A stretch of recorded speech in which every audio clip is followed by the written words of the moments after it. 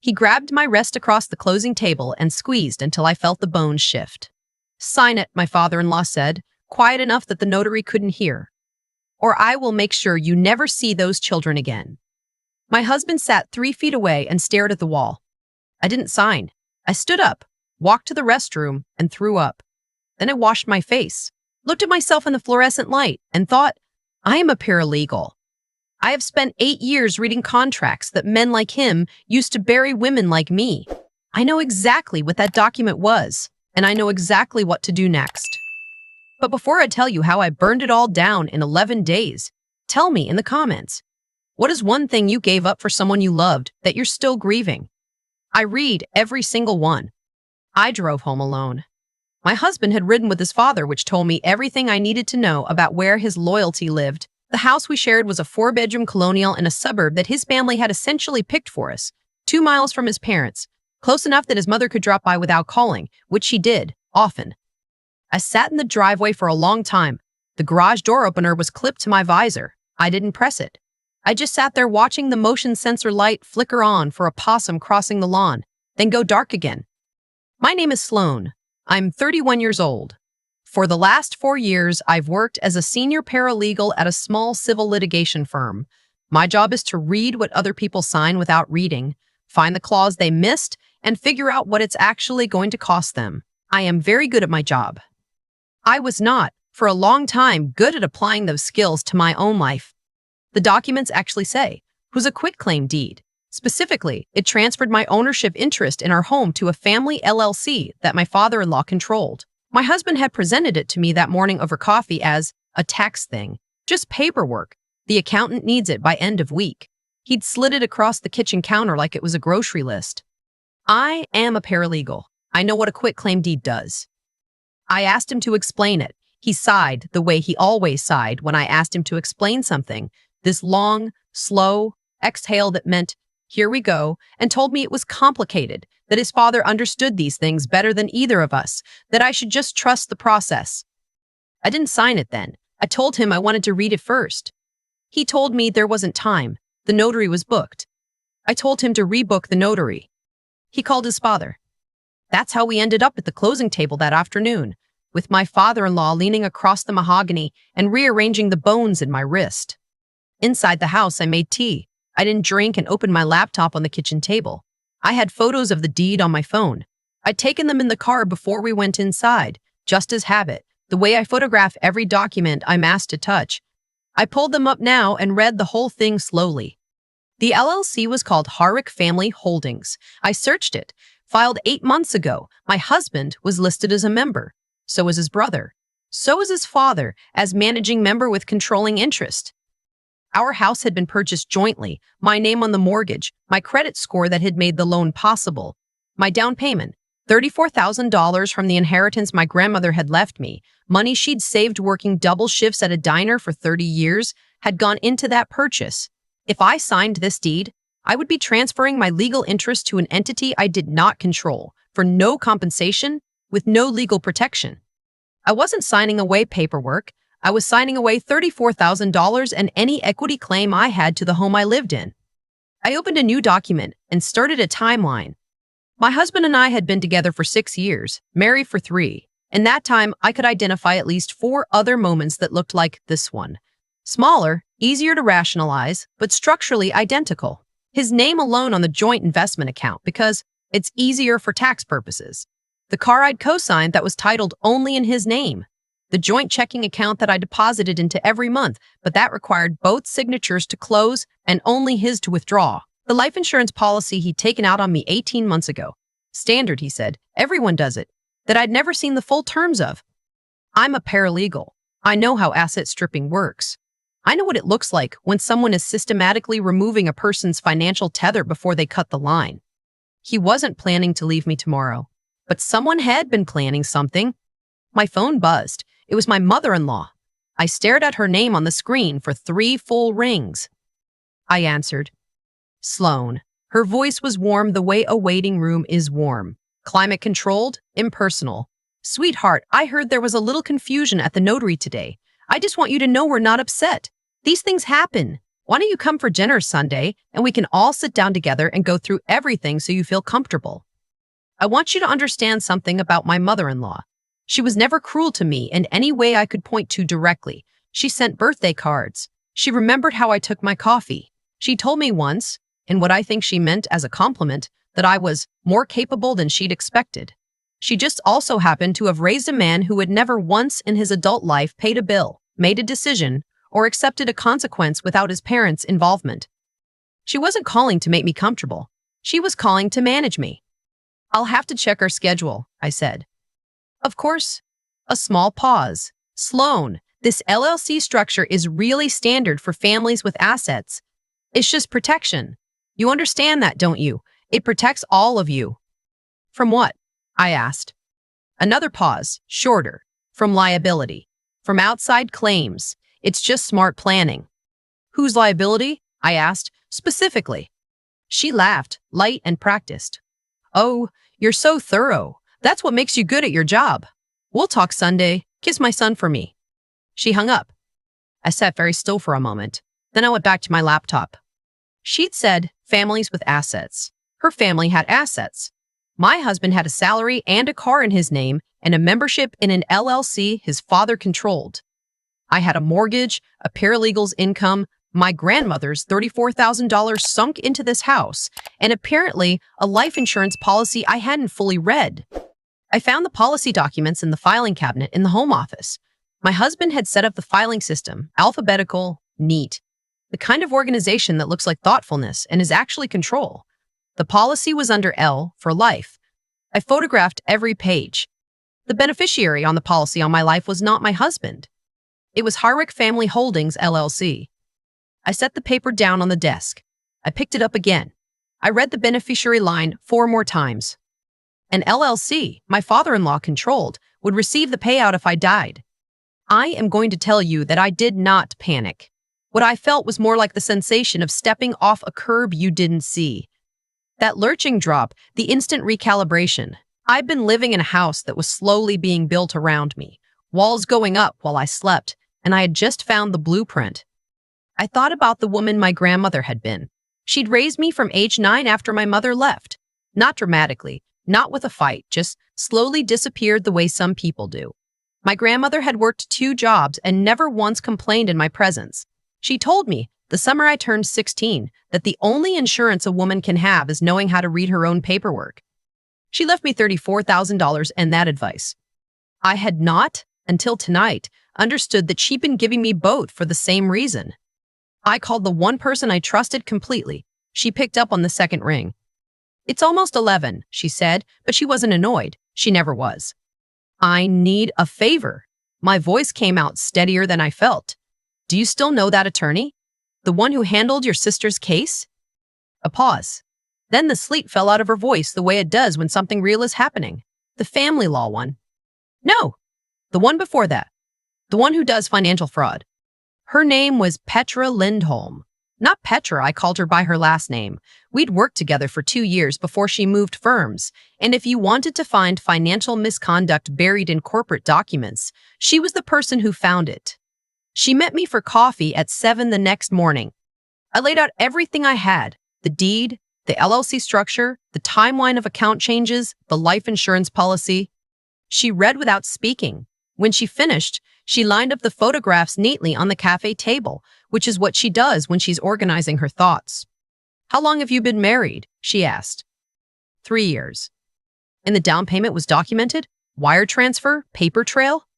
My grandmother's estate attorney handled it. It's all on record. She tapped the insurance page. This is the one that gets federal attention. Naming an LLC as beneficiary on a personal life insurance policy, combined with a quick claim deed removing your property interest. That's a pattern. That's not sloppiness. Someone structured this. My father-in-law is the managing member of the LLC, I said. Is there a divorce planned? Not that I know of. She looked at me steadily. Sometimes there doesn't need to be. Sometimes the goal is just to ensure that in any outcome, divorce, accident, death, disability, the assets flow one direction. I had understood this intellectually since the previous night.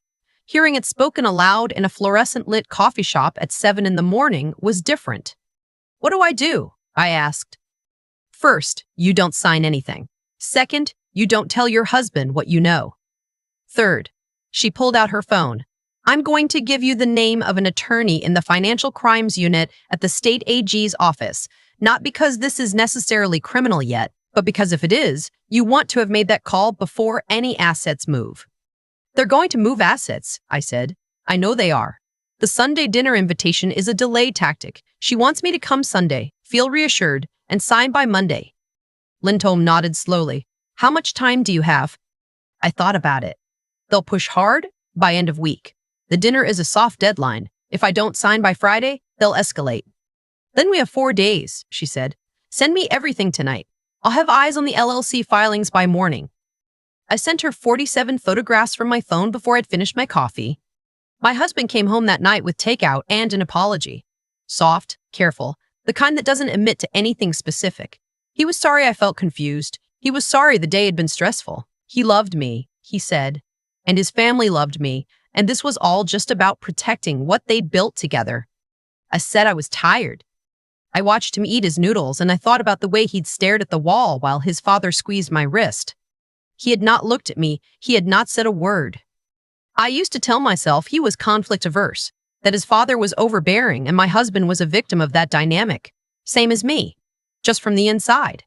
I told myself that for 3 years because it was easier than the alternative. But there's a difference between someone who is trapped and someone who is simply unwilling to leave a comfortable cage.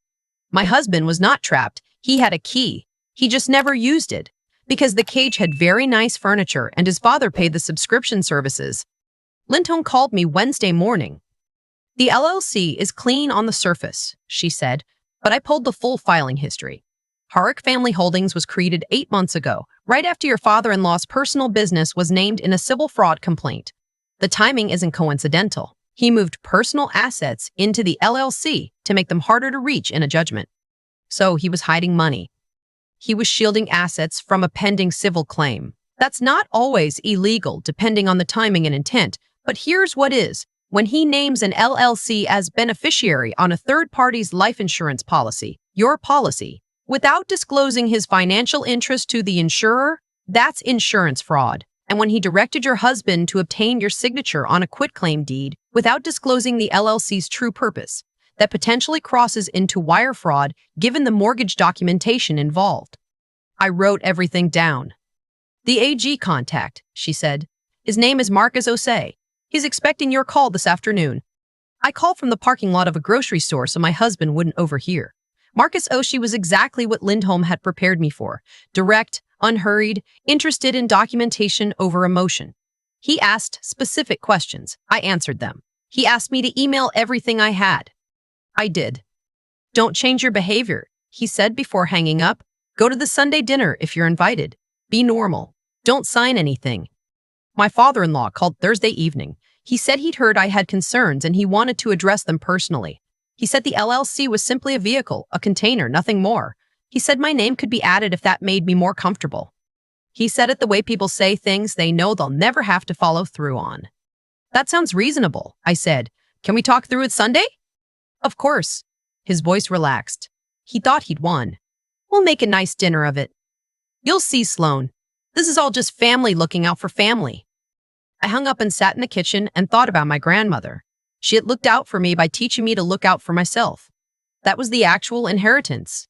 The $34,000 was just proof that she'd meant it. Sunday, my husband wore a blue button-down and was in a good mood the whole drive over, which told me his father had told him the situation was resolved. He put his hand on my knee at a red light. I let him. His parents' house was large and immaculate, the kind of house that announces itself. His mother had made a roast. The table was set formally. Cloth napkins. The good china. This was, I understood, a celebration dinner. After dessert, my father-in-law produced a folder. Warm and ceremonial, he explained that they'd updated the LLC documents to include my name as a minority member. Very exciting. Very generous, he said. All it required was my signature acknowledging the membership edition, and separately, my signature on the original quitclaim deed, which was still needed for, he smiled, the tax thing. He placed both documents in front of me with a pen. I looked at the membership certificate. My name added as 2% non-voting member with no distribution rights. 2% non-voting, no distributions. It was a fig leaf. It was designed to look like inclusion while ensuring I had no actual power or financial interest. And the quitclaim deed was still there, unchanged, transferring my home interest to an entity I now technically belonged to but could not influence in any way. I picked up the pen. My father-in-law smiled. My mother-in-law straightened her napkin. My husband exhaled. I set the pen back down. I appreciate this, I said.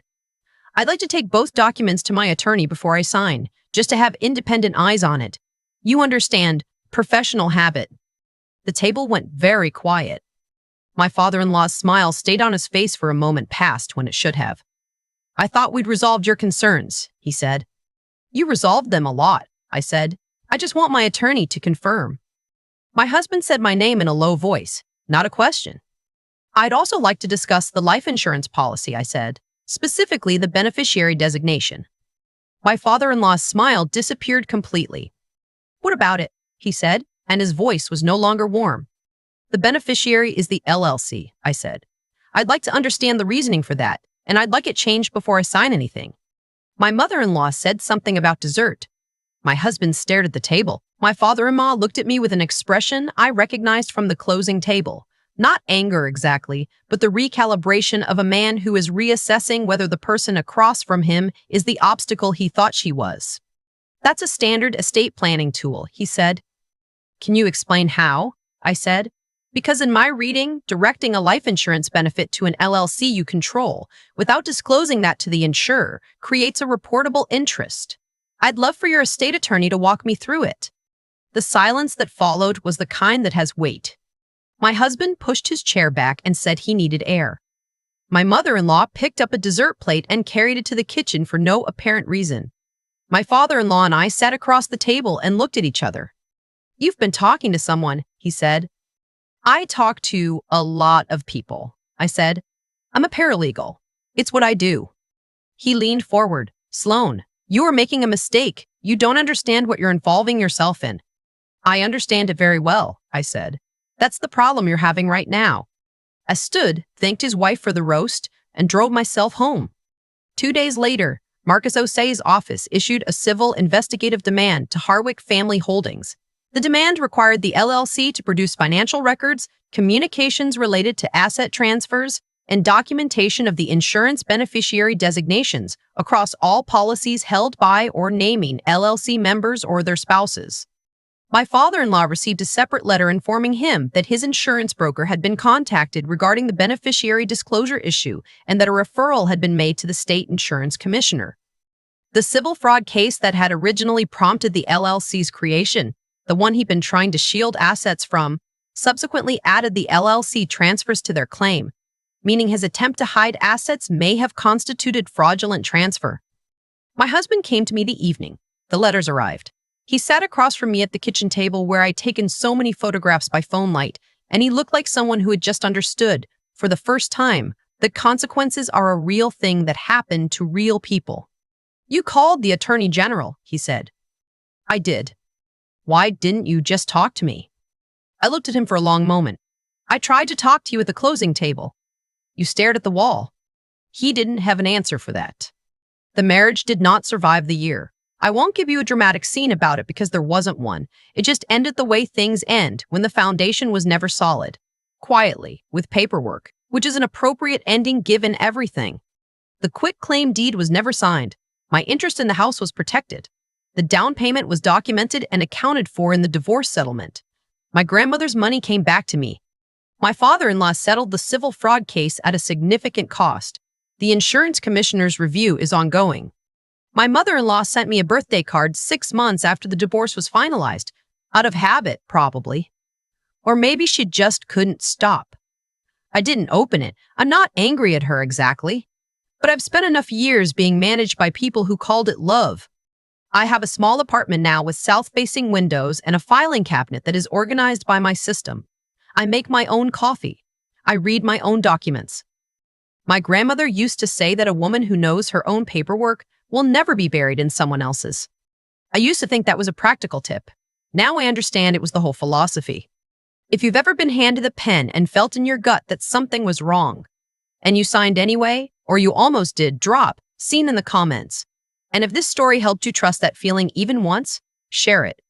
Someone in your life might need permission to put the pen down. I still think about the closing table sometimes. The way the pen felt in my hand. The way my father-in-law smiled like the outcome was already decided. He wasn't wrong to feel confident.